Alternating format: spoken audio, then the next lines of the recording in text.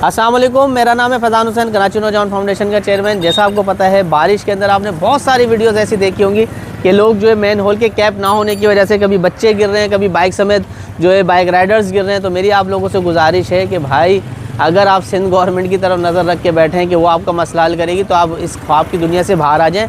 आपको अपना मसला खुद हल करना है। ये सैवरेज का निज़ाम जो बर्बाद किया है, इन्हीं लोगों ने किया है। तो मेरी गुजारिश है, ये ना सोचेगा कि मेरी गली में तो लगा हुआ है, मुझे क्या तकलीफ़ है।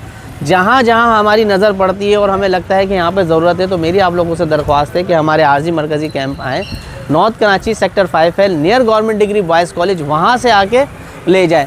अगर आप यहाँ नहीं आ सकते, आपको कहीं और ज़रूरत है, तो कमेंट्स के अंदर अपना एड्रेस, अपना फ़ोन नंबर ये ज़रूर मेंशन करें। फिर मैं आपको बताऊँगा कि आपने कहाँ से रिसीव करना है, क्योंकि हम इसको भी टाउन वाइज कर रहे हैं। तो मेरी आपसे दरख्वास्त है कि इसके ऊपर अमल कीजिएगा ताकि हम अपने लोगों को सेव कर सकें। शुक्रिया।